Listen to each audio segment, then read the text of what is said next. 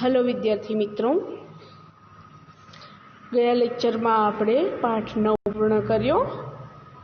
साथे आपणे प्रथम सेमनो अभ्यासक्रम पण पूर्ण करवा तरफ छीए। एक लास्ट पॉइंट छे पुनरावर्तन 2 करावी दઉં। पुनरावर्तन 1 तमे तमारी जाते आप्युं तुं मैं करवा। अत्यारे आपणी पासे समय छे तो पुनरावर्तन 2 નું આપણે સોલ્યુશન જરાક કરી લઈએ। બરાબર છે? चलो पुनरावर्तन 2। निम्नलिखित परिच्छेद पढ़िए और इस विषय पर अपने साथियों से पूछने के लिए 3-3 प्रश्न बनाइए। बराबर? पहला छे पेरेग्राफ वाँचवानो छे अने पेरेग्राफ उपरथी तमारा मित्रोने प्रश्न पूछवाना छे। समय बहुत कीमती है। गया हुआ धन वापस मिल सकता है, पर बीता हुआ समय कभी वापस नहीं लौट सकता। इसीलिए समय धन से भी अधिक मूल्यवान है। हमें समय का सदुपयोग करना चाहिए। समय के सदुपयोग द्वारा ही हम जीवन में आगे बढ़ सकते हैं। परिश्रम करना ही समय का सबसे अच्छा उपयोग है। बराबर? आ पेरेग्राफ परथी तमने प्रश्न पूछता तो आवड़े से ज, पण केवा प्रश्न पूछी शकाय तमारा मित्रोने? तो जो प्रश्न पूछो होय तो आपणे आ प्रश्न एक आपणे पूछी शकीए कि समय धन से भी अधिक मूल्यवान क्यों है। बीजो प्रश्न, समय के सदुपयोग से क्या लाभ होता है। बराबर? त्रीजो, समय का सबसे अच्छा उपयोग क्या है। आवी रीते आपणे अथवा तो तमारा विचारों प्रमाणे पण प्रश्न पूछी शको छो। नेक्स्ट प्रश्न 2 छे, नीचे दिए गए शब्दों में से संज्ञा, सर्वनाम और विशेषण पहचान कर वर्गीकृत कीजिए और उनका वाक्य में प्रयोग कीजिए। संज्ञा, सर्वनाम और विशेषण। नीचे शब्द आप्या छे ए त्रणेय वर्गीकरण करवानुं छे कि कई संज्ञा छे, कई सर्वनाम छे, कई विशेषण छे अने एमनुं वाक्य प्रयोग करवानुं छे। बराबर? तो पहला आपणे संज्ञा जोशुं। संज्ञानी अंदर कया कया आवशे शब्दो? तो कि पर्वत, नदी, सूरत, बाल, नर्मदा, भारत। आ बधा संज्ञामां। सर्वनामनी अंदर तो कि उसको, तुम्हें, हम। अने विशेषणमां तो कि मीठा, सुंदर, बड़ा अने मेहनती। हवे आपणे वाक्य प्रयोग करीए। पर्वत तो कि मेरा गांव सह्याद्री पर्वत की तलहटी में है। नदी, हमारे गांव के पास गंगा नदी बहती है। सूरत, दीर्घावाळुं सू छे एटले गामनुं नाम तो छे। सूरत एक अच्छा शहर है। बाल, काले बाल अच्छे लगते हैं। नर्मदा, नर्मदा नदी पर कोई बांध बनाए गए हैं, कई बांध बनाए गए हैं। भारत, तो भारत मेरा देश है। त्यार पछी सर्वनाम में जाए तो उसको, आपने उसको क्या दिया। तुम्हें, मैंने तुम्हें कई पत्र लिखे। हम कुछ करके दिखाएंगे। त्यार पछी छे मीठा, विशेषण छे मीठा, शरबत बहुत मीठा है। सुंदर, कि आपकी रचना सचमुच सुंदर है। बड़ा, हमारे घर के सामने एक बड़ा पेड़ है। मेहनती, मेहनती आदमी कदी भूखा नहीं मरता। આવી રીતે આપણે વર્ગીકરણ કરી અને એનું વાક્ય પ્રયોગ કર્યું। ત્યાર પછી दिए गए शब्दों को सही स्थान पर रखिए। काउंस में शब्द आप्या छे ऊपर, अभी, यहाँ, वहाँ, अधिक और धीरे धीरे। कई खाली जग्या में कयो शब्द आवे विचारीए आपणे मूकवानो छे। मोनिका धीरे धीरे खाना बना रही थी। ત્યાર પછી હવાઈ જહાજ ઉપર ઉડ रहा है। ત્રીજું, दिन भर यहाँ वहाँ देखा। चौथुं, शिक्षक ने विद्यार्थी की ओर देखकर कहा। पांचवुं, काम अधिक करो बातें कम। छठुं, बिल्ली अभी बाहर निकल गई। ओके, पूરું થઈ ગયું। ત્યાર પછી નેક્સ્ટ છે હવે આમાં એવું છે વિદ્યાર્થી મિત્રો, તમારા વિચારને આધારે આમાં મૌખિક ચર્ચા કરવાની છે।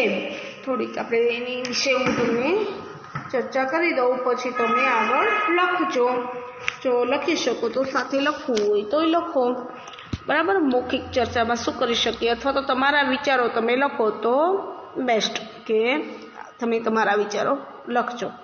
आपके परिवार में से आपको कौन सबसे ज़्यादा पसंद है, क्यों?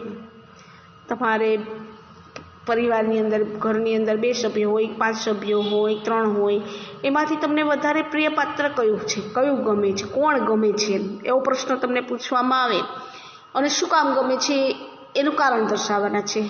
અઘરો પ્રશ્ન છે। અઘરો કઈ રીતે, તો કે પરિવારના બધા સભ્યો તો આપણને ગમતા જ હોય છે, પણ તે કયા વ્યક્તિને આપણે ઝાઝું મહત્વ આપી શકીએ? થોડુંક થિંકિંગ કરશો, વિચારશો તો યાદ આવી જશે, બરાબર। बाकी આપણે આપણી રીતે લખવું હોય તો કોઈ પણ લખી શકે કે मेरे परिवार में से मुझे दादाजी शब्द पसंद है। दादी जी के दादाजी जे हुई, दादाजी बहुत शांत और सरल स्वभाव की है। वे एक स्कूल की प्रिंसिपल थी, इसलिए आज भी वे बहुत ही अनुशासन प्रिय है। गणित, विज्ञान और अंग्रेजी उनके प्रिय विषय है। दादी जी के कारण ही मुझे कहीं ट्यूशन लेने की नहीं जाना पड़ता। वे घर पर ही बड़े प्रेम से मुझे पढ़ाती है। मुझ में जो अच्छी आदतें हैं वे सब मेरी दादी जी की हैं। महापुरुषों की कहानियाँ सुनाकर वे मुझे भी उनकी तरह बनाने के लिए प्रेरित करती हैं। उनकी जिंदा दिली के कारण घर के वातावरण में बड़ी रौनक बनी रहती है। जब वे कहीं जाती है तब मुझे बहुत सुनापन लगता है, इसीलिए परिवार में मेरी पसंद ही व्यक्ति दादी जी है। आ सिवाय विद्यार्थी मित्रों તમારે મમ્મી હોય, પપ્પા હોય કે ભાઈ હોય, કોઈ પણ લખી શકો છો અને એના વિશે તમારે માહિતી આપવાની રહેશે। બીજો पॉइंट છે आपके गांव अथवा तो शहर के बारे में 10-12 वाक्य बोलिए। લખવાના છે આપણે અહીંયા, બરાબર છે। રૂબરૂ હોત, મેળા હોત તો આપણે બોલાવત, પણ અત્યારે આપણે લેખિત તમે વ્યક્ત અભિવ્યક્ત કરી શકો છો। તો તમે આપણે અમરેલીમાં રહીએ છીએ તો એના વિશે લખવાના છે, બરાબર છે કે मेरा गांव का नाम अमरेली, यहाँ बहुत सारे देखने लायक स्थल है। कामनाथ सरोवर बहुत मनोहर है, उनका दृश्य मेरा पसंद का है। वहाँ झूला झूलने तथा लॉन में बैठने का मजा ही कुछ और निराला है। આવું તમે તમારા શહેર વિશે લખી શકો છો। ત્યાર પછી ત્રીજો पॉइंट છે आपको पसंद हो ऐसी फिल्म का नाम बताकर संक्षेप में कहानी बताएं। वाह, આ તો તમારો પ્રિય સબ્જેક્ટ આવ્યો। પિક્ચર તો ફિલ્મ તો બધા જોતા જ હશો, પરંતુ એમાં તમને પસંદ હોય એવું પિક્ચર જો એક આપણે વિચારીએ તો તારે જમીન પર, બધાને પિક્ચર ગમતું હશે એ પિક્ચર, બરાબર છે। તો એના વિશે લખવું હોય તો કેવી રીતે લખાય, તો કે मेरी पसंदगी फिल्म है तारे जमी पर। इसमें 10-12 वर्ष का एक विद्यार्थी है, उसको स्कूल की पढ़ाई में रुचि नहीं है। चित्रों या कलाकृति के प्रति उसका अधिक आकर्षण है। एक अध्यापक पढ़ाई में उन विद्यार्थी की अरुचि का पता चलता है। उसकी रुचि मालूम होने पर वह उसे चित्र बनाने के लिए देता है। धीरे धीरे धीरे चित्रकला में उनकी एकाग्रता बढ़ जाती है। बाद में इसी एकाग्रता का उपयोग पढ़ाई में कर वह एक अच्छा विद्यार्थी भी बन जाता है। बराबर, આવી રીતે આપણે વિશેષ એની વાર્તા ટાઈપ બનાવી શકીએ। આ સિવાય પણ બીજા પિક્ચરો તમને ગમતા હોય કે જેમાં સારો સાર એનો આવતો હોય એવા પિક્ચરની વાત બતાવવાની કે આપણે એનો કંઈક એમાંથી આપણે સારા ગુણ લઈ શકીએ। नेक्स्ट चौथो, यदि सूरज न निकले तो क्या होगा। विचार करो कि सूरज આપણને 2 દિવસ પણ સૂર્યનારાયણના દર્શન નથી થતા તો કંટાળી જાય છે, એકદમ ધબડાક વાતાવરણ રહે છે, અંધારું અંધારું લાગે છે, એવું લાગે છે। એ તો સૂરજ નીકળેલો જ હોય છે, પરંતુ વાદળ આવી ગયા હોય તો વાદળછાયું વાતાવરણ લાગે। પણ વિચારો, કલ્પના કરો કે ન નીકળે તો શું થાય। તો શું થશે આપણે જોઈએ कि यदि सूरज नहीं निकला तो यह दुनिया ही नहीं होती, यदि सूरज न निकला तो सुबह ही न होती और हमें पक्षियों का कलरव सुनने को न मिलता, धरती पर प्रकाश भी न होता, धरती पर अंधेरा ही छाया रहता, धरती पर वनस्पति मुरझा जाती, फल फूल पर बहुत बुरा असर पड़ता, सूरज न निकलने पर वर्षा भी नहीं होती, खेतों में फसलें नहीं लहलहाती, जब जल और अन्न होता तो यह जीव सृष्टि भी नहीं होती। जो विद्यार्थी मित्रों, सूरज निकले छे तो ज आपणे जीवन छे टकी रह्युं छे। सूरजनो तड़को छे प्रकृतिने खूब जरूरी छे अने सूरजथी जे बाष्पीभवन थई अने जळ उपर चढ़े छे तो ए वरसाद रूपे पाछुं फरे छे अने खेतरों अनाज पाके छे। खेतरों में अनाजनो पाक लई सतत वरसाद ज वरस्या राखे, तड़को ज न निकळे तो बधुं आम भीનું ભીનું થઈ જાય છે અને એનો વિકાસ થતો નથી। એટલે સૂરજના તાપથી, સૂર્યકિરણથી એનો વિકાસ થાય છે અને આપણે ટકી રહ્યા છીએ અને પાક સારો થાય છે। એટલે સૂરજ કદાચ ન નીકળે તો જીવસૃષ્ટિ પણ આપણી આ માનવ સૃષ્ટિ છે અને જીવસૃષ્ટિ સમગ્ર માનવ જ નહીં, દરેક જીવોને જીવવું ખૂબ મુશ્કેલ બની જતું હોય છે। ત્યાર પછી નેક્સ્ટ પ્રશ્ન છે 5મો, यदि आप गाँव के सरपंच होते तो હું ઘણું કરી નાખું। કેમ?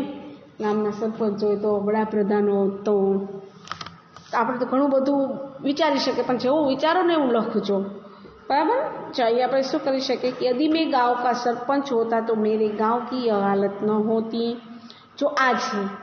आज गाँव में न अच्छी सड़कें हैं, न जल आपूर्ति की उचित व्यवस्था है, न स्कूल है, न दवाखाना। गाँव वालों को अपनी छोटी मोटी ज़रूरतें पूरी करने के लिए निकट के शहर में जाना पड़ता है। यदि मैं गाँव का सरपंच होता तो गाँव को शहर से जोड़ने वाली सड़क पक्की बनवाता, गाँव में कुओं की जगह नलकूप એટલે કે नल द्वारा स्वच्छ जल की आपूर्ति होती, गांव में हाई स्कूल तक की शिक्षा की व्यवस्था होती, ग्राम पंचायत की ओर से एक दवाखाना होता, गांव के भवानी मंदिर का अब तक पुनः निर्माण हो गया होता। सचमुच यदि मैं अपने गांव का सरपंच होता तो अपने गांव को एक आदर्श गांव में बदल देता।